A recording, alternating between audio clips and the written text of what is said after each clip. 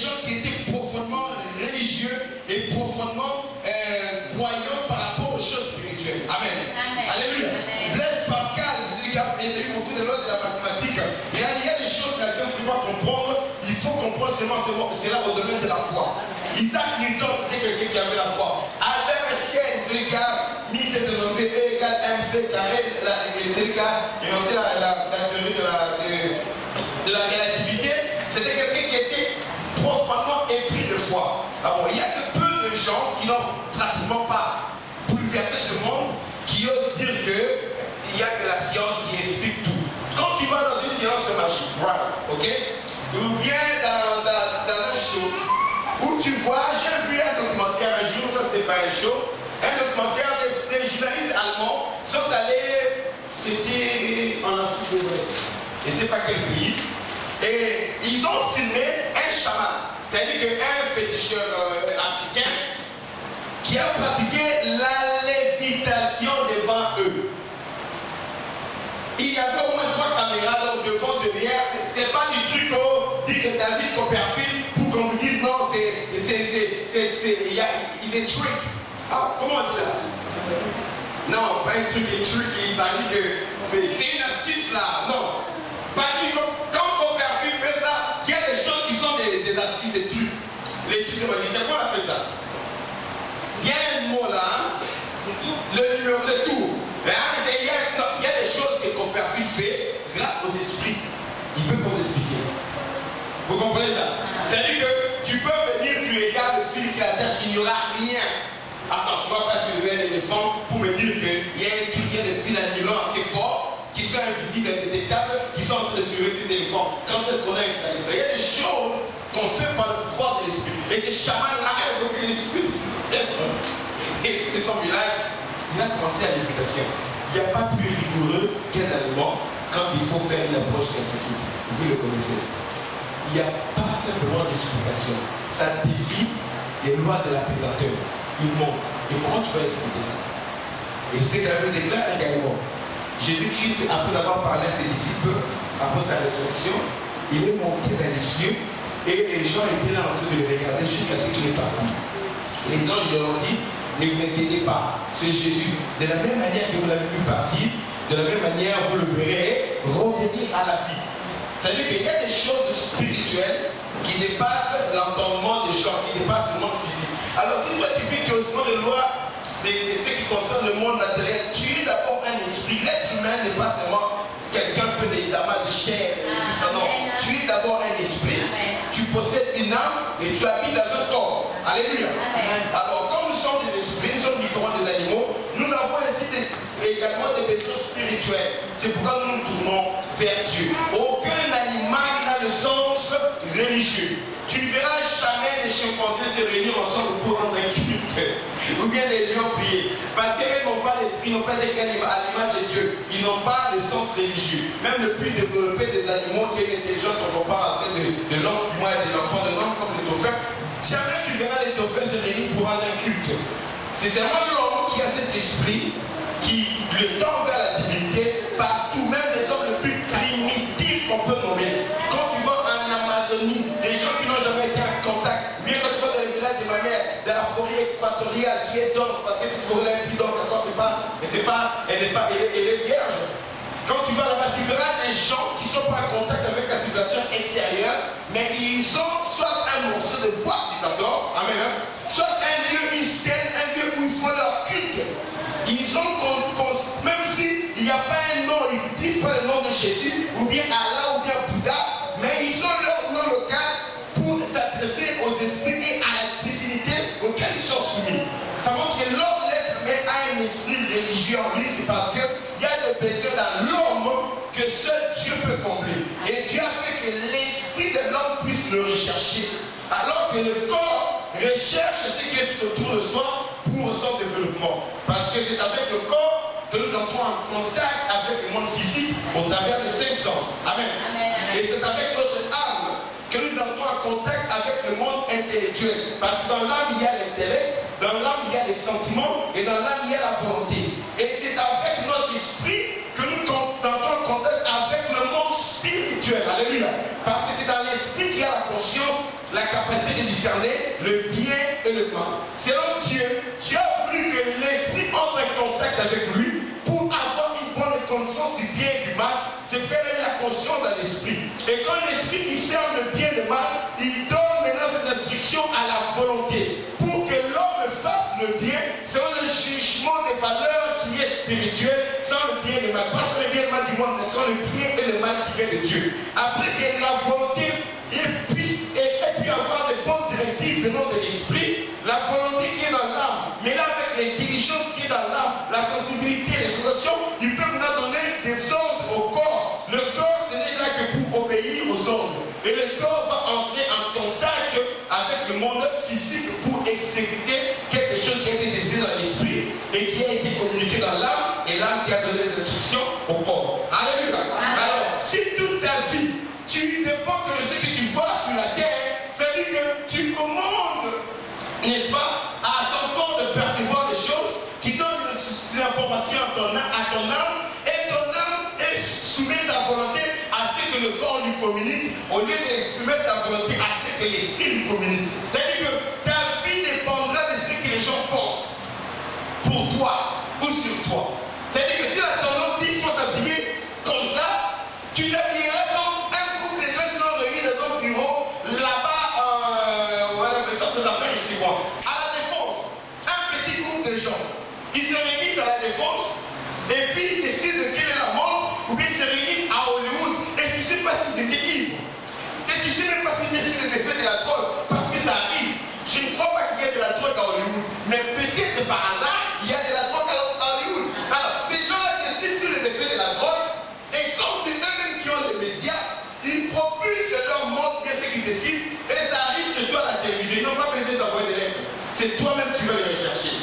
Tu cherches la tête, tu vois, machin, Internet. Et tu vas prendre toutes les informations, comment t'habiller. Et les gens disent même comment il faut éduquer vos enfants. Il ne faut pas compter sur les enfants. Il ne faut rien dire aux enfants. Laissez les enfants libres de vivre leur vie. What the heck is that? Attends, que tu laisses les enfants libres leur vie. Moi, si mes parents m'avaient laissé libre de vivre si je voulais, je serais plus vivant. Si tous les enfants pouvaient seulement être comme moi j'ai une prière. Que mes enfants.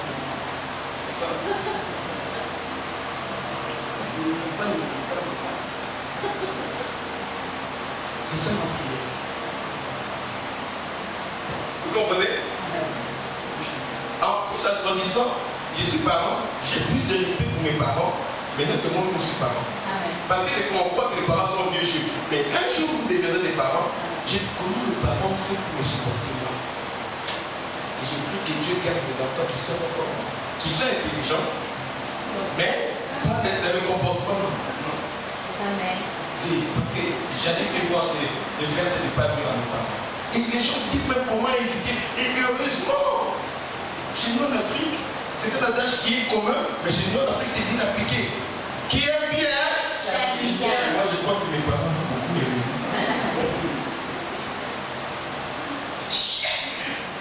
Et je remercie Dieu pour chaque chicotte que j'ai reçu. Ça fait de moi qui je suis. Aujourd'hui, parce que je n'écoutais pas. Et étonnamment, bizarrement, la Bible est de cet avis.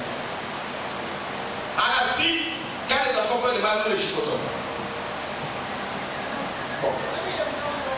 Ces pays occidentaux sont des pays riches, aisés, des scientifiques. Il y a en Afrique, il y a un plus grand nombre de personnes qui n'ont pas été à l'école, des illettrés, selon la science occidentale. Ils sont lettrés selon les coutumes, la science africaine. Parce que nous, nos traditions sont des traditions orales. On parle, tu enregistres. Vous comprenez ça? Et ils sont très très lettrés par rapport aux traditions africaines. Mais par rapport à la tradition occidentale qui veut que tout soit écrit, ils sont des illettrés. Et il y a beaucoup plus de voyous, d'enfants impolis ici en Europe, en Amérique, qu'en Afrique. Or, ce qui est censé être un monde développé. Un enfant qui dit à sa mère va te faire voir, ça n'existe pas en Afrique. Tu es une exception que ou bien qui dit à ton père qui répond, ça n'existe pas. C'est-à-dire que quand tu le fais, tu deviens un objet de curiosité. Tout le monde s'étonne de toi et on commence à te citer un exemple. Les tantes, les cousins, les cousines, on commence à citer ton nom pour que les autres ne soient pas comme toi. Parce que ça n'existe pas. Vous comprenez? Deux. Il y a des gens très pauvres là-bas. Le paradoxe, c'est notre monde là-bas. Parce que les principes de la Bible se ressemblent beaucoup aux principes de tradition africaine. À part les noms de Dieu. Vous comprenez? La manière de célébrer les cultes humains, la valeur de la société humaine.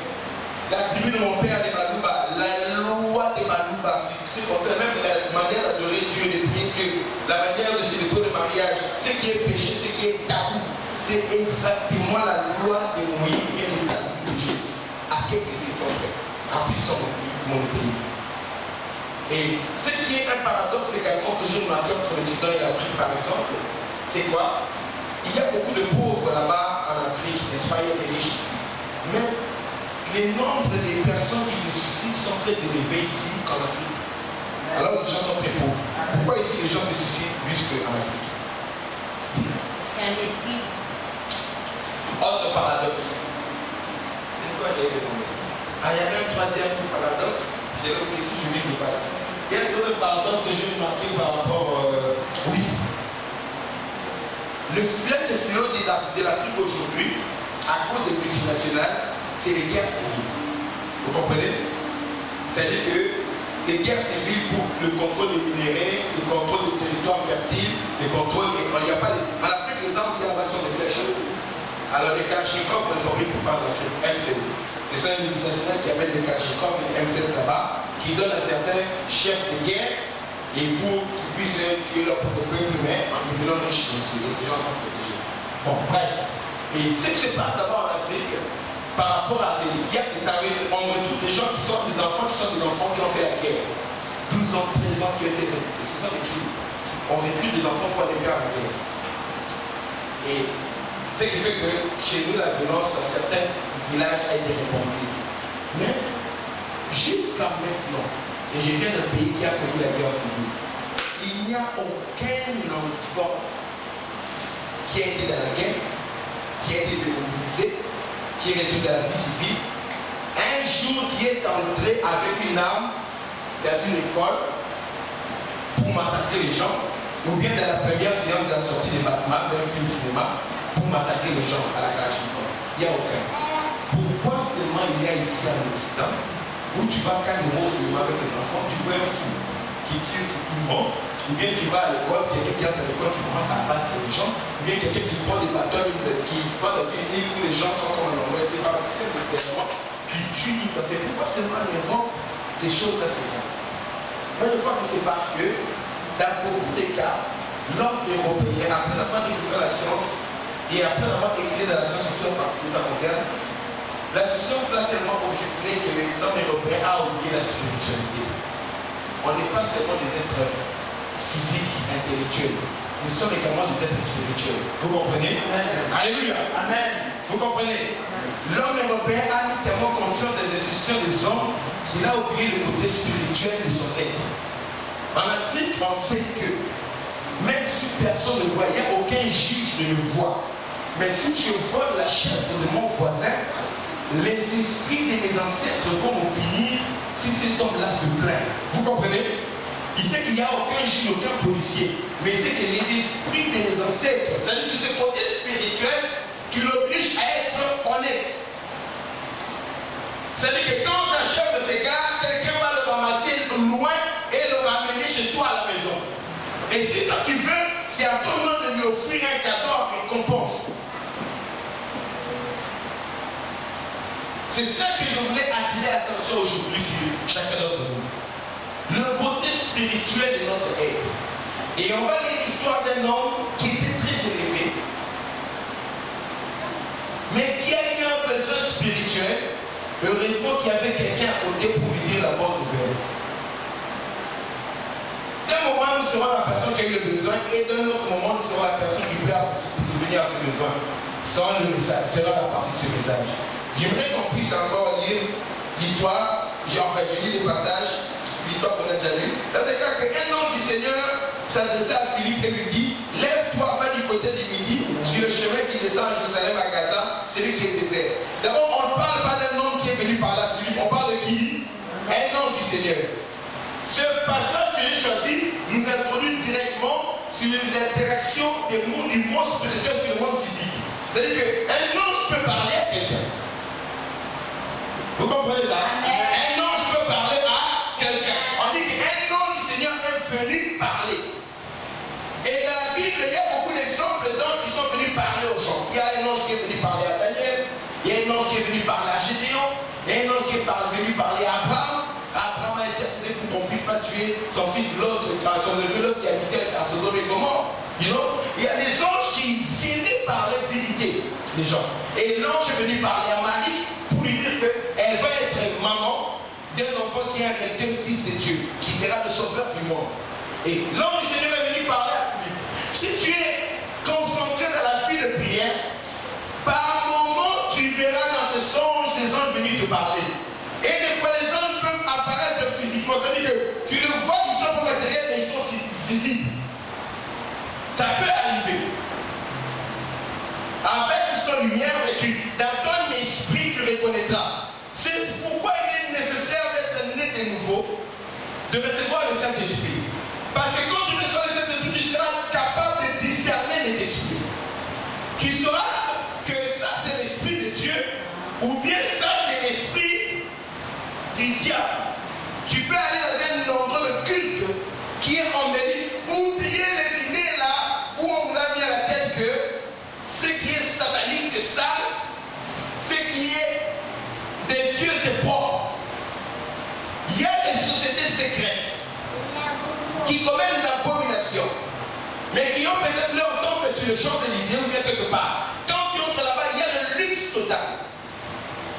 Le sol est en marbre. Il y a beaucoup de chrétiens qui valent de l'or. Et ils font leur culte. Oubliez les marabouts là, ça c'est un des plus, ça c'est le degré. Plus tu vois ça, ça dit que c'est un degré inférieur de la spiritualité. Plus tu montes, les gens sataniques sont propres. Ils sont peut-être dans nos bureaux, ce sont nos collègues de travail peut-être, ou bien on les croise dans la rue, ne crois pas que tu les verras avec des dents pourries. Non, non, oublie ces trucs-là. Ce sont des gens clean. Vous comprenez ça? Amen. Alors tu peux entrer dans un culte comme ça, une église, parce qu'il y a des églises écrites, c'est-à-dire qu'il y a des églises écrites, église de Satan. Ils ne se cachent pas. Là-bas, c'est moi le pays de la liberté. Église de Satan. Si tu entres là-bas, tu sais ce que Dieu veut lui faire. Il ne faut pas dire, oh, je ne savais pas. Il y en a qui se cachent. Amen. Amen. Église mystique de la révélation du temps de l'affaire pour les élus privilégiés quand le maître vient. Vous comprenez que c'est une secte. Il faut disséquer chaque homme. Ok? Alors, tu entres là-bas, mais ton esprit n'est pas d'accord. Malgré tout ce qu'on fait là est censé, mais il y a un spirit qui sent quelque chose qui dit que non, mon esprit n'est pas d'accord. Amen. Là, déclare que le Saint-Esprit nous-mêmes convainc à notre esprit que nous sommes enfants de Dieu. C'est-à-dire qu'il y a une communication entre le Saint-Esprit et notre esprit. Amen. Pour que tu comprennes cela, il faut seulement naître de nouveau. Amen. Amen. Tu dois naître de nouveau. C'est ce que je dis à Nicodème. Nicodème me dit, qu'est-ce que l'on doit dire? Moi, je sais que tu es docteur de Dieu. Jésus a regardé. Nicodème, c'est pas n'importe qui. C'est l'enseignant par excellence de tous les justes, dans la religion juste. C'était un homme élevé dans la science juive. Un docteur de la loi. Respecté dans notre Seigneur. Il est venu parler à Jésus, mais la nuit. Parce qu'il avait honte de ses collègues. Il est venu voir Jésus. Jésus, nous savons que tu es un homme venu de Dieu. Tu es un docteur venu de Dieu. Lui est un docteur, mais il me dit que Jésus aussi est un docteur. Mais il dit que nous savons que toi tu es un docteur venu de Dieu. Quand il n'a pas dit je sais. Il a dit quoi? Nous savons. C'est-à-dire moi et mes collègues. Le fait que tu sois de Dieu n'empêchera pas au monde de te mettre au monde. Amen. Même si le monde sait que tu es de Dieu, écoute, même si la France, le gouvernement français sait que ce que nous faisons est de Dieu, ça ne va pas nous empêcher de nous foutre dehors ici sous prétexte que notre local n'est pas fort. Il ils vont me mettre dehors, alors que dans un petit lieu en exécute, on aura 100 musulmans en train de faire le culte là-bas, confiné, ils sortiront même dans la rue. On ne dérangera pas ces musulmans-là. Tu ne verras pas la mairie fermer les mosquées là. Tu n'arrives pas, ça n'arrivera pas. Ça va aller au Parlement, on cherche à trouver des lois, la même décision, on vient de trouver notre endroit de culte, alors que nous payons très cher dans les petits endroits comme ça, très cher. Chaque fois à la fin du mois, nous sortons nos salaires pour mettre ensemble, pour payer des locaux comme ça, mais tu verras un jour ou l'autre, la mairie va venir fermer ces lieux. C'est pas tout comme ça. Si même si tu es de Dieu, le monde ne va pas se gêner de te persécuter. Nicodème a bien dit, nous savons que tu es de Dieu, parce que les œuvres que tu fais le prouvent. Il a dit, personne ne fait les miracles que tu fais si Dieu n'est avec lui. Et là, il a dit, c'est même pas par ton discours, mais la force des miracles se dégage de toi. Il y a que Dieu qui peut faire ça. Alors nous savons. Mais si vous savez déjà que je suis de Dieu, mais pourquoi il n'y a pas d'autres ensemble qui est venu me voir? Pourquoi tu n'es pas venu me voir dans la journée pour rendre témoignage? Et pourquoi vous n'avez pas pris au moins? Comme ça, on évangélisera la nation d'Israël plus facilement. Non! L'homme aime rester dans le confort que lui porte sa situation, même si ce confort est basé sur le mensonge et sur l'illusion. Vous comprenez ça? Amen. Même ce mensonge, ce confort est basé sur l'illusion, mais l'homme aime avoir l'idée que les choses sont telles qu'elles sont. Je ne vais pas développer les choses ici qui risquent de vous dépasser, ce n'est pas important. Pour le message, j'ai un peu de temps. Mais là, nous savons, Jésus dit, ok, tu vas aller plein de choses de Dieu, ok, il a dit, écoute, personne ne peut voir le royaume de Dieu s'il est né de nouveau. Amen. Donc, s'il est né une seconde fois. Attends, il faut aller attendre. Comment un homme peut-il naître une seconde fois? Est-ce que je dois rentrer dans le ventre de ma mère naître encore? Jésus dit, écoute, personne ne peut entrer dans le royaume de Dieu s'il est né d'eau et d'esprit. Et puis il dit, Nicodème, toi tu es l'enseignant, le docteur d'Israël, et tu ne connais pas ces choses. Si les gens qui enseignent aux universités, Paris 5, Paris 2, Paris 3, dans les Sanhédrins, dans les mosquées, dans les temples, dans les églises, si eux-mêmes sont ignorants des choses spirituelles, qu'en sera-t-il de la foule? Vous comprenez? Vous comprenez? Si on choisit les meilleurs produits d'un champ, on sélectionne. C'est ce qu'on appelle la masse qu'on doit présenter comme un échantillon pour attester la qualité de la récolte. Si l'échantillon, déjà, tu trouves des produits pourris dedans, quand sera-t-il de ce qui est resté? Parce que c'est la crème de la crème qu'on présente, mais il y a des défauts. Jésus a dit, Nicodème, tu es ignorant, or que tu es la crème de la connaissance de Dieu d'Israël, mais tu ne connais pas ces choses. Il a dit, écoute, l'esprit souffle où il veut, si vous entendez le bruit, c'est comme le vent, et tu sais nous dire, viens, ni où il va. Pour que tu puisses entrer à la profondeur, tu dois mettre le nouveau, c'est tout. Il y a des choses de Dieu pour que tu comprennes ça à profondeur, tu dois vivre cette expérience-là. Sinon, tu ne connaîtras pas. Et l'ange de Dieu, heureusement, Philippe avait rencontré Jésus. C'était un des disciples. Et l'ange de Dieu est venu lui parler, il avait un discernement, là c'est grâce à ce de Dieu. L'ange de Dieu lui dit, écoute, va sur le chemin qui descend de Jérusalem à Gaza, sur le chemin désertique. L'ange lui dit, va dans un chemin qui est désertique. Comment? On lui envoie pour humilier des gens, mais on lui envoie dans un chemin qui est désertique.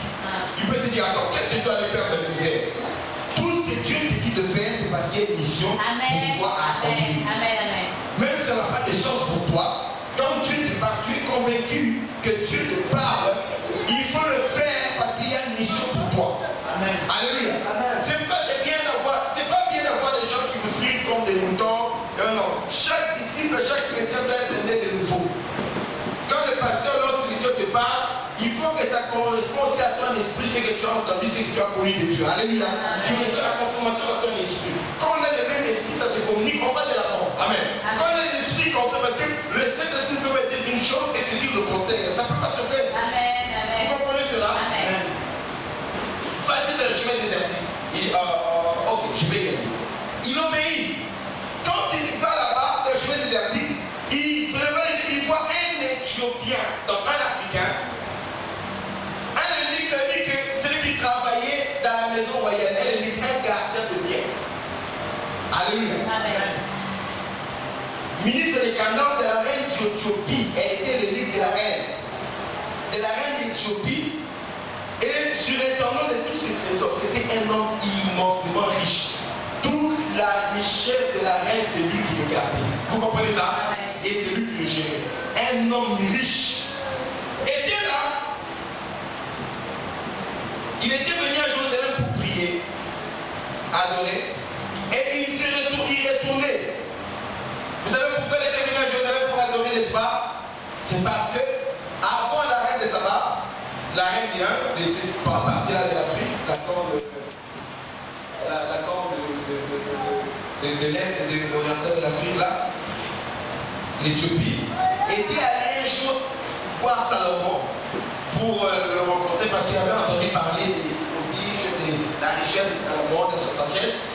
Et l'histoire raconte que Salomon, cette reine-là était devenue une de concubine de Salomon. Et en retournant à coup sûr, elle était rentrée avec la foi à la religion de Salomon parce qu'elle était convaincue par la divinité que Salomon adorait à cause de ce qu'elle avait vu. Elle avait amené la foi. Et depuis cette époque-là, les Éthiopiens qui avaient eu la foi montaient annuellement lors de la grande fête, comme tous les autres juifs à cette époque, montaient à Jérusalem pour adorer. Alors cette personne élevée, ces hauts militaires éthiopiens, étaient aussi venus pour adorer, car c'était la plus grande fête de la Pâque, la fête annuelle.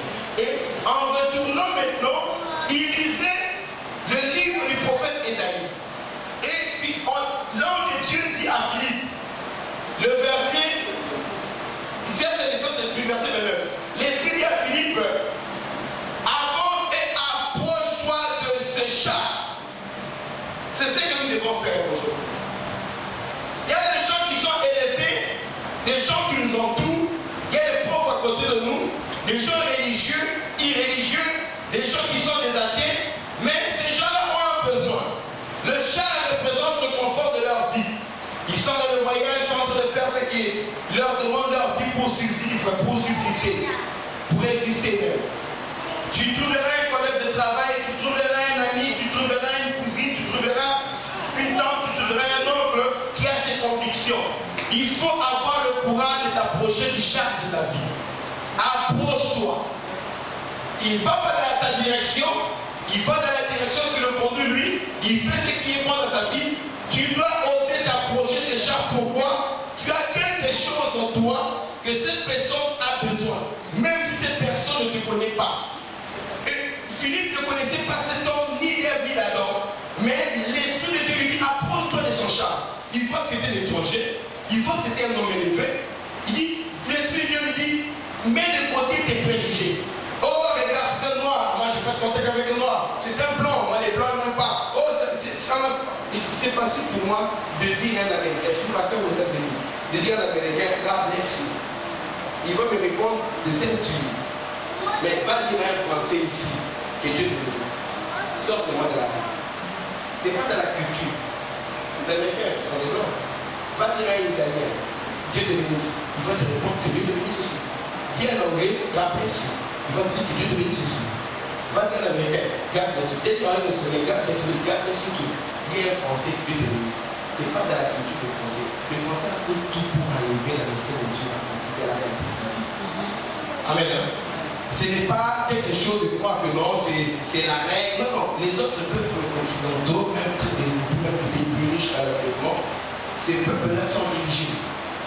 Ils savent mettre Dieu à leur place. Amen. Tu ne verras jamais un président français finir son discours, dire que Dieu bénisse la France. Il aura un problème au Parlement le même jour.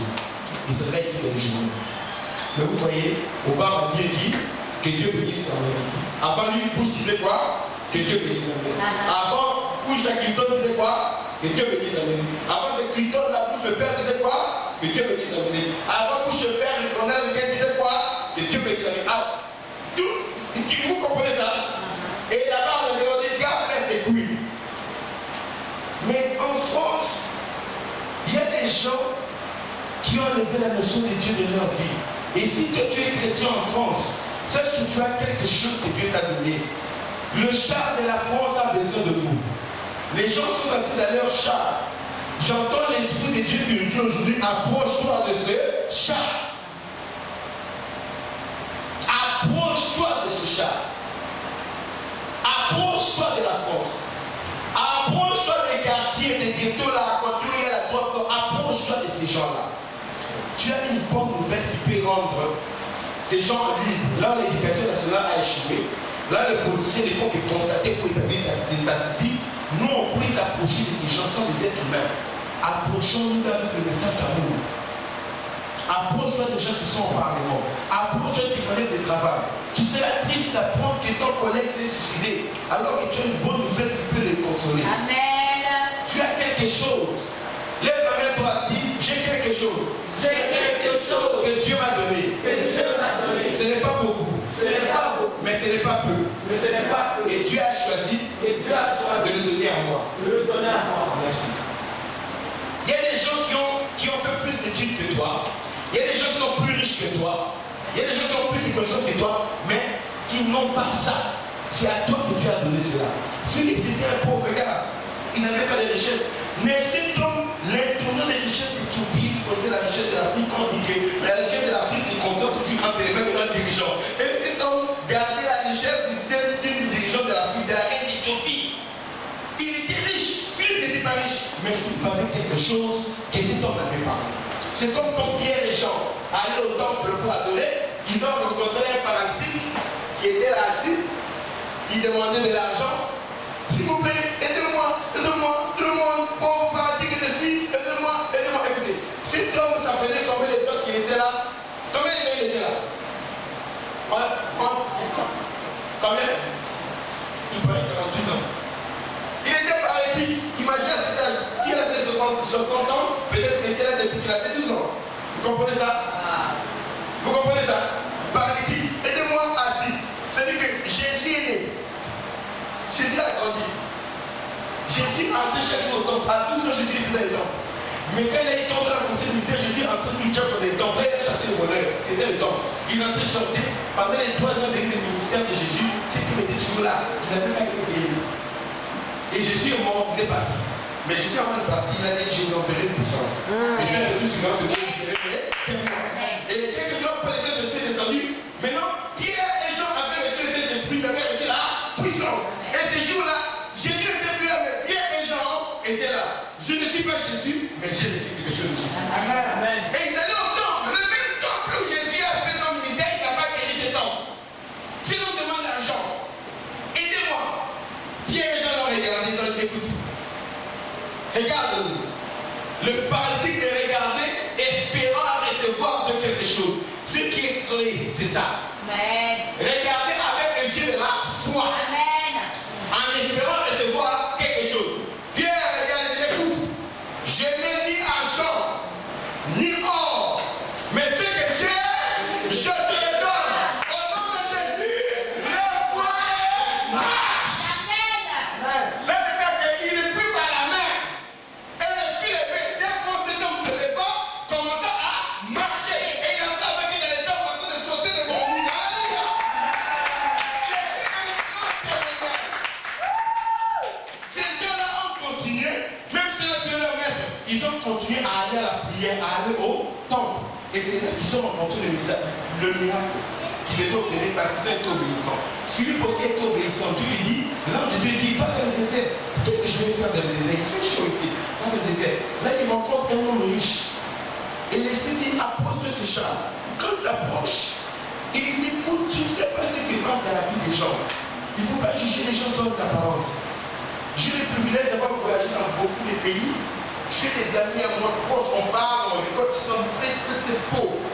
Des très bons amis à moi. J'ai des amis à moi, on parle, on rigole, qui sont très riches, des millionnaires. C'est-à-dire qu'on va dans une conférence, ils sont morts, ils sont dit, moi je prends mon frère pour arriver, et ils viennent à la conférence d'aller dans le jet privé. Mais on est amis, on échange. C'est-à-dire que je sais être bien respectueux avec les plus pauvres. Je sais être bien respectueux avec les plus riches. Je ne traite pas les gens selon leur devoir ou selon leur milieu intellectuel. D'abord, j'ai vu beaucoup d'amour auprès des gens qui n'avaient rien que par rapport aux gens qui étaient riches. Je ne traite pas les gens selon leurs apparences. Parce que j'ai appris ça dans la vie, j'ai beaucoup voyagé. Et Philippe ne savait pas que cet homme riche avait un besoin. Il se prend du chat. Il entend cet homme en train de lire le livre du prophète Isaïe, qui racontait les souffrances de Christ. dans la prophétie, c'est ce qu'il devait faire, c'est ce qu'il devait endurer. C'est quoi? Waouh! Un étranger, un riche, qui lit le prophète, et voyez, Isaïe a parlé de beaucoup de choses, mais Philippe a entendu exactement le passage concernant le Christ. C'est Philippe a été écrit avant la naissance de Christ. Et ces choses-là sont accomplies. Philippe a été témoin. Comment tu arranges les choses? Tu regardes quelqu'un parce qu'il a une belle personne, une très belle robe avec des bijoux, tu vois que cette personne est heureuse. Il y a un besoin dans cette personne que seul tu connais. Ce n'est pas un hasard le fait que Dieu a fait que tu sois ami avec des personnes. Même si vous êtes amis seulement sur Facebook ou sur Twitter, whatever, il y a un contact. Tu n'utilises pas ton Facebook seulement pour des âneries, pour des bêtises, pour des rencontres, pour non. Utilise ça même pour gagner les gens à Jésus. Et pour créer tu n'as pas obligé de mettre Jésus. Tu peux donner des bons conseils à quelqu'un. Vous comprenez ça? Et cette personne se sent reconfortée. Tu lui dis, oh, il entend le prophète. Oui, tu approches-toi. Il vient. Philippe lui demande, est-ce que tu comprends ce que tu es en train de lire? Écoutez la réponse de cet homme. Cet homme a répondu quoi? Le verset 31, il répondit, comment pourrais-je comprendre si quelqu'un ne me dit? Tu veux lire la parole de Dieu sans venir à l'église, sans qu'il y ait des hommes de Dieu qui t'expliquent? Comment vas-tu comprendre la parole de Dieu si il n'y a personne qui te dit? Il y a des gens que Dieu a mandatés, il y a des gens que Dieu a envoyés pour expliquer les Écritures. Ils ont reçu une révélation particulière pour nous aider à monter notre foi. Cet homme avait l'église, il lisait, mais il ne comprenait pas. Et il dit, comment est-ce que je peux comprendre s'il n'y a personne qui me dit? Et Philippe a commencé. Là, les gars, commençons par ce passage. Il alla dans toutes les Écritures, il lui expliqua la bonne nouvelle de Jésus. Ce qui est important d'avoir la parole de Dieu dans son cœur chrétien. Tu ne lis pas la Bible, comment est-ce que tu vas avoir la parole de Dieu dans le cœur? Tu ne sais pas que ta maman a besoin d'écouter ses parents. Tu ne sais pas que ton papa. Tu seras, tu sais, on va t'appeler un jour pour t'apprendre que ta maman a un cancer. Tu vis tous les jours avec ta maman, tu ne sais pas qu'elle a un cancer. On t'apprend ça. Et ces jours-là, tu remarquais que tu n'as pas de parole pour l'écouter. Vous comprenez? Parce que nous croyons que ça n'arrive qu'aux autres. Donc tu apprendrais un jour que ton papa a tel problème et qu'il reste peut-être peu de jours à vivre. Ok, toi tu as un trésor qui peut l'aider à guérir ou bien à prolonger ta vie. Mais comme tu ne lis pas la parole de Dieu, tu es démuni des mots. Tu n'as rien à lui dire. Et tu vas regarder quelqu'un que tu aimes mourir lentement. Parce que les médecins ont dit qu'on ne peut plus rien pour eux. Oui, parce que la science est limitée. Mais notre Dieu n'est pas limité. Alors, pour ton propre bien et le bien des tiens, commence à apprendre la parole de Dieu en profondeur. Lis la Bible. La déclare dans Jésus chapitre 1er verset 8 que ce livre de la loi ne s'éloigne pas de ta bouche. Médite-le jour et nuit afin d'agir fidèlement selon ce qui est écrit. C'est alors que tu auras du succès dans tes entreprises, c'est alors que tu réussiras. La déclare que la parole de Dieu habite en vous abondamment. Comme Philippe avait la parole, il a expliqué les Écritures. Vous venez ici parce que vous avez des choses dont vous avez besoin. Et j'ai reçu la révélation pour vous expliquer les Écritures, pour vous aider à aller de l'avant. Il faut écouter attentivement. Heureusement, cet homme Lénique a écouté attentivement. Et il a compris. Et il a compris son besoin. Quand tu entends bien la parole de Dieu, tu comprendras ton besoin. C'est ça le pasteur qui dira toujours, fais ceci, fais cela. Non, tu comprendras que non. Je comprends que là, je suis en train de vivre en concubinage, c'est mauvais. Amen. Vous comprenez que là, je suis en train de sortir avec un homme marié, c'est mauvais. Ou bien, c'est le travail, je fais un travail ici en train d'escroquer, de voler les gens. Je gagne ma vie en volant les gens. Je comprends que c'est mauvais. Quand tu comprends la parole, tu comprendras ton état. Tu ne comprends pas seulement que le pasteur nomme tous les péchés. Non, tant mieux. Il y a des milliers de péchés. Tu veux comment les nommes tous les péchés? Hein? Il y a des péchés, même si les noms, il y a des gens qui ne comprennent pas. La zoophilie, qui connaît ce que c'est la zoophilie? Qui connaît la zoophilie? Lève la main. Et la zoophilie, c'est pas aimer les animaux, les zoos. Adorer les zoos, emmener les enfants, les visiter, les poules. Vous voyez ça? Il y a des péchés ignobles qui disent c'est moi. Vous voulez que moi je me mette à prêcher sur la zoophilie? Toi-même, alléluia, en écoutant la parole de Dieu, tu vas aller regarder dans ton esprit quel est le besoin que tu as. En bien ou en mal, en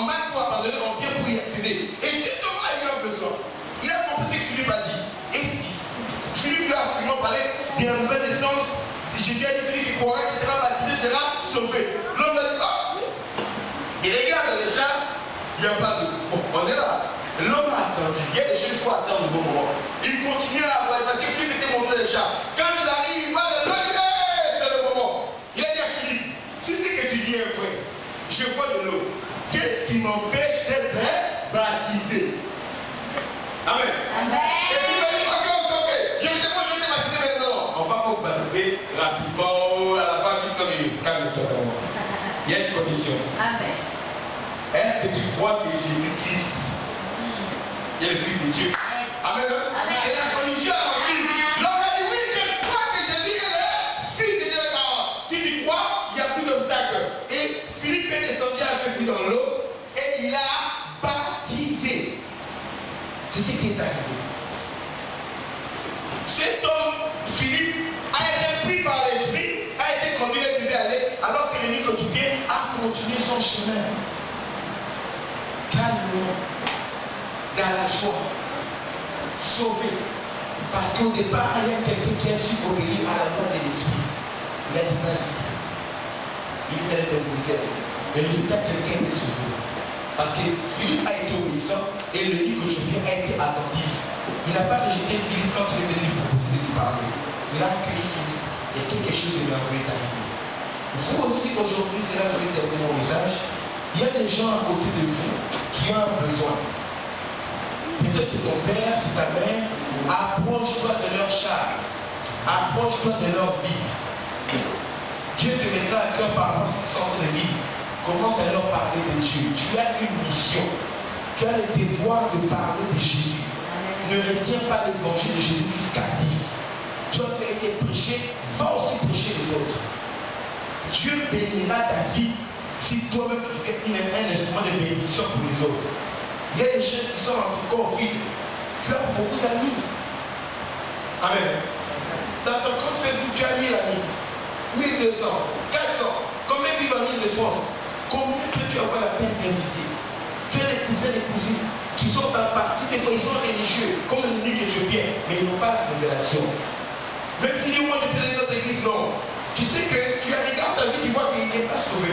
Même si tu vas dans l'église, tu as compris qu'il n'est pas sauvé. Approche-toi, parle-lui. Cet homme était venu pour adorer. Philippe pouvait dire, il lit déjà la Bible, non? Il avait la Bible entre les mains. Mais il était sauvé.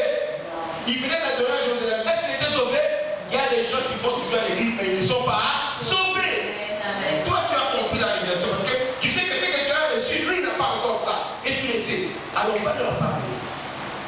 Chaque fois que tu leur parleras, Dieu mettra des mots dans ta bouche. Ne t'inquiète pas. Ne crois pas que je ne sais pas qu'est-ce qu'il faut leur dire. Il ne faut pas être un docteur Samuel pour aller prêcher. Non.